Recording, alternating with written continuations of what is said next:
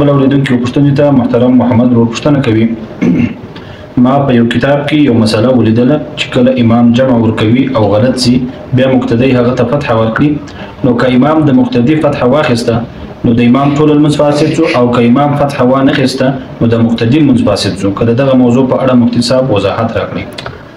بسم الله الرحمن الرحیم. حامدا ومصلیا. ګران محترمینو تر مخه د دې خبرې دا وصیت ته کوم دا چې څوک چې علم پر استاد نه کوي پر په کتاب کې چې توري وویني په پښتو سره نه پوهیږي دا یقیني ده. هغه پښتو چې ګوري په پښتو نه پوهیږي دا نو اوس خبرو ته غوږ ونیسئ. یا بل په خلاصه درته وایم هغه مبتدی کول درته وایم ان شاء الله دا خبرې به موږ بیا نوښتام واسطو. یو سړی ستم د امام سره په لمانځه کې نه دی. زه بیان درته کوم زه خپل امام یم د مازدیګر په لمانځه کې ولاړ یم د ماښام په لمانځه کې ولاړ یم. زما سره په دې مقتدیانو کې شریک دي 10 کسه.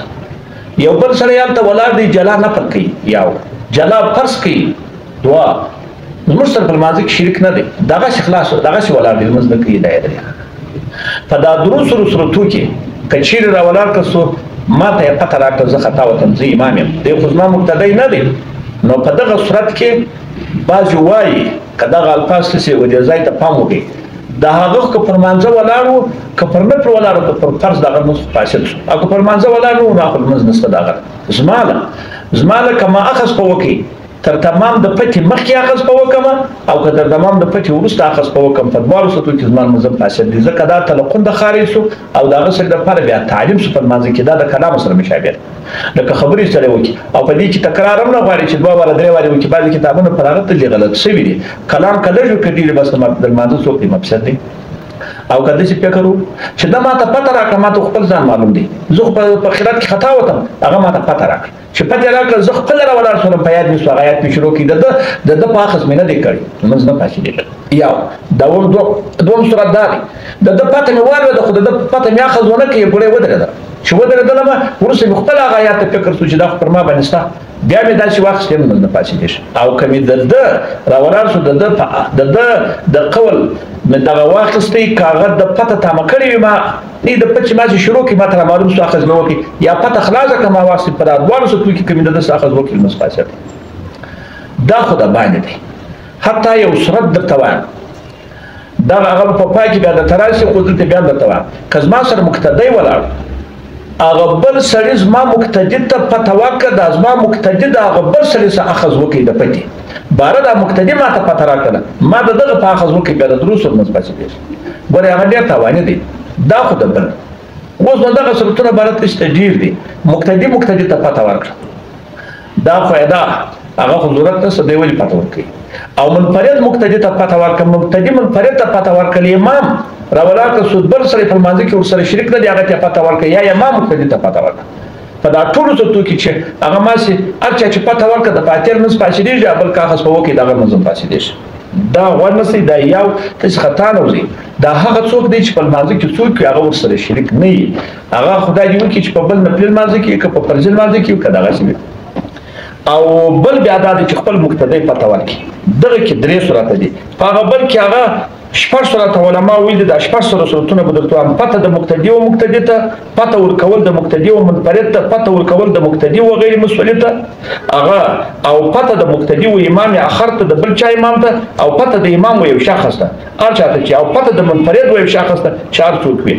په دغه ټولو صورتو کې هغه که د پټ سمرات تعلیم و قرات یا کس ته ولمونځ فاسدېږي او که تلاوت یې مراد و بیا لمونځ نه فاسدېږي. دغه زده کوي او بیا دغه پام وکړئ دغه نه دی یوه خبره ماسې په دا ځای کې پاته شوې چې خطا نه وځئ. که ما ته د بل لمانځه سړي پته راکړئ زما سره په لمانځه کې نه و شریک د ده کس ما ته فتحه و د ده لمونځ فاسد دی او که د ده کس تلاوت و بیا د ده لمونځ خو نه دی فاسد خو ما اخذ چې په وکړئ زما لمونځ فاسد دی. دغه ځای ته چې ماسې پام وکړئ نور نه. دوم بیا دا دی چې خپل مقتدی راولاړ شي خپل امام ته پته ورکړي هغه بیا خپل پر 3 قسمه.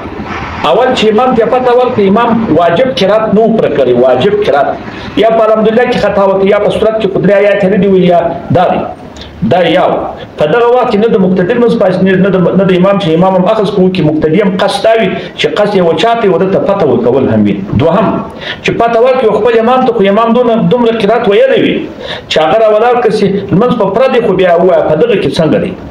دلته قاضي خان په شرع کې د جامع صغیر ذکر کړی دی که د امام طلب د پکې وکړي هغه چې مقدار یې ویلی و نو مقتدي و امام ته پته ورکړه په دې کې علما چې د مقتدي لمونځ هغه فاسد دی او که امام فتحه د مقتدي واخیسته نو بیا د ټول لمونځ فاسد دی خو لیکن اصح کول دا نه دی. اصح کول دا دی چې په دغه صورت کې مطلق لمونځ نه فاسدېږي. نو دا دواړه زده کړي دا د وخت لپاره زده کړي د دغه قول سره اصح هم راغلی دی او فقه هم راغلی. نو که ما قرات پر کړی و بیا پکښې ودرېدم نه دا خلک د 6 آیاته وایم چې 3 آیاته پر سو بیا پکښې ودرېدل مقتدي راولاړ کړه پته راکړه قدم په نیت د پکې راکړي امام واخذ په وکړي مطلق لمونځ نه فاسدېږي. دا بس فتوا ده. درېیم صورت که مقتدي و امام ته تکرار په پته کې وکړي او که یو پله ورته وویل په ګودو صورتو کې لمونځ نه فاسدېږي. نو ګورئ هغه د استفهام ورته وکړي 3 صورته شوه. زما مقتدی دې ما ته پته راکړله لیکن زما قرات نه و پوره کړی. دوهم خطا او ودرېدم خطا وطن. دوم چې ما پوره کړی و نو چې په خطا باندې شروع کوم یو خبرې راسه ونیسي تر دغه دا صدا ده چې دی پته راکړي. نو که زه راولاړ شم چې پرې اخته وم 3 آیاته پره و 4 پره و خو بیا هم زه دورې کېدم چې بیا هم پته راکړه زه ماخذ په وکړم دم په نیت د پتې راکړې لمونځ نه فاسدېږي. دا یا دوه. درېیم هغه راولاړ کړه څو که چېرې تکرارا د پته راکړم نو زما نه فاسدېږي لمونځ نه فاسدېږي. دا 3 سره ته ګورې چې مقتدی ورکړي د فساد چې دی هغه د بل دا ځای خو نو کې زده کړه غواړي نو کې فکر دی دغه خو دغه یوه خبره امام ته مناسبه ده چې 3 آیاته پوره کړي نن بس چې دا ماسې ودرېدې بس ښکته کېږي د رکوع ته هغه ثواب خدای ورکوي چې د دا هر څونه مقصد و دا صورت چې دونه زه وایم ضرورت یې دغه ته نشته چې دی راولاړ کړه چې ځان دغه ته مجبور کړي چې باره پته ورکړي خو مطلب په دغه درو صورتو کې لمونځ نه فاسدېږي. دغه یوه مسله په اثر کې ما درته ویلې وه خیر خو هغه به در واڅو انشاءالله په ګوتم سره خلاصېدو. مختار جلد اول 480 فتح القدیر جلد اول 340 او فقه اسلامي واجرو تو 2 ټوکې 18 او بحر رایق 2 ټوک 10 او تبیین الحقایق جلد اول 392 او بدایع صنایع جلد اول 540 او هندیه جلد اول 90 مجموعه الانهور جلد اول 19 والله سبحانه اعلم. ډېره مننه محترم مفتي صاحب په دې هیله چې محترم محمد ورته به خپل د پوښتنې ځواب رسېدلی وي. راځو د بل اورېدونکي پوښتنې ته هماغه ورور محترم محمد